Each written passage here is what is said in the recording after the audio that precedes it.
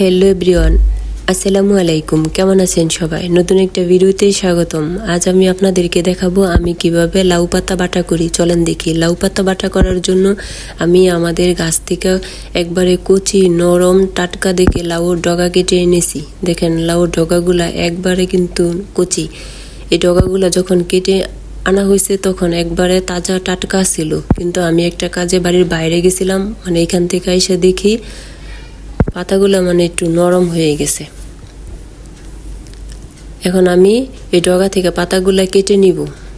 আমি আজকে কিন্তু ডগা রান্না করব না, এখন আমি পাতা রান্না করব। তাই আমি একটা কাঁচি নিয়ে সুন্দর করে ডগা থেকে পাতাগুলো আলাদা করে নিয়েছি। এইভাবে করে আমি সব কয়টা পাতা আলাদা করে নিয়েছি আর উল্টিয়ে পাল্টিয়ে দেখছি কোনো পোকা টোকা থাকে কিনা। অনেক সময় লাউ পাতার মধ্যে ছোট ছোট পোকা, তারপরে মাকড়ের জাল টাল এগুলো থাকে। আর এইভাবে হাত দিয়ে উল্টিয়ে পাল্টিয়ে ধুলাবালিগুলো ঝেড়ে ফেলে তারপরে আমি লাউ পাতা থেকে যে রগগুলা থাকে এগুলো আমি তুলে নিব। এইভাবে হাত দিয়ে ধরে টান দিলেই রগগুলা উঠে যাবে। দেখেন কত সহজে আমি রগগুলা তুলে নিয়েছি। এইভাবে করে প্রতিটা পাতা থেকে আমি এইভাবে রগগুলা তুলে নিব আর হাত দিয়ে সুন্দর করে ছিঁড়ে ছোট ছোট টুকরো করে আমি পাতিলার মধ্যে নিয়ে নিব। আপনারা চাইলে বটি দিয়েও কাটতে পারেন, আমি হাত দিয়েই করছি।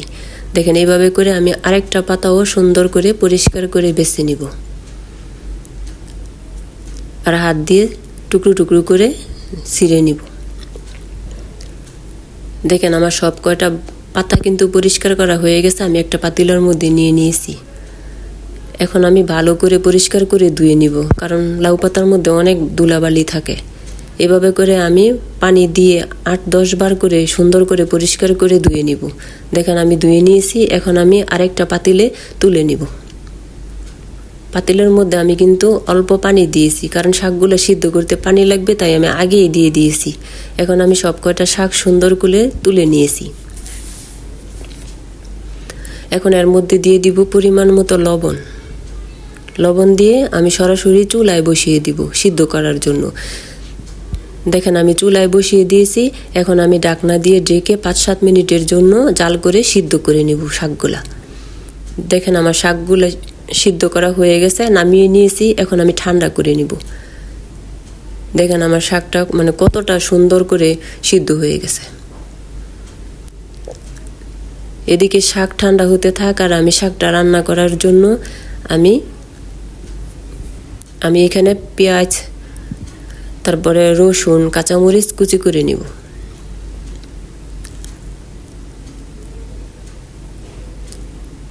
শাকটা ঠান্ডা হয়ে গেছে। এখন আমি শিলপাটায় সুন্দর করে বেটে নিব। আপনারা চাইলে চিকন করে কুচি করেও ভাজি করতে পারেন। আমার কাছে এভাবে বেটে রান্না করলে সবচেয়ে বেশি ভালো হয়। দেখেন শাকটা সিদ্ধ করার পরও কতটা সবুজ, একটুও কালারটা চেঞ্জ হয় নাই। এভাবে আমি সুন্দর করে মিহি করে শাকগুলা বেটে নিব। দেখেন এভাবে করে আমি সবগুলা শাক সুন্দর করে বেটে নিয়েছি আর চুলার মধ্যে একটা কড়াই বসিয়ে দিয়েছি।